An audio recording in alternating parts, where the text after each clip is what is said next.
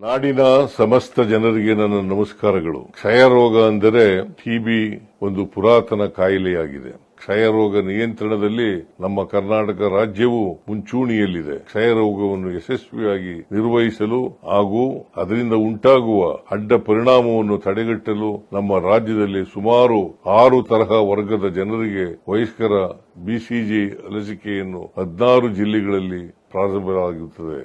ಇದು ಸಂಪೂರ್ಣ ಸುರಕ್ಷಿತ ಮತ್ತು ಉಚಿತವಾಗಿರುತ್ತದೆ.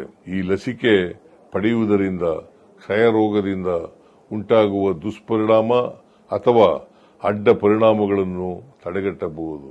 ನಮ್ಮ ಆರೋಗ್ಯ ಇಲಾಖೆ ಸಿಬ್ಬಂದಿಗಳು, ಆಶಾ ಕಾರ್ಯಕರ್ತರು ಮನೆ ಮನೆಗೆ ಭೇಟಿ ನೀಡಿದ ಸಂದರ್ಭದಲ್ಲಿ ಲಸಿಕೆಯನ್ನು ಪಡೆದುಕೊಳ್ಳಿ.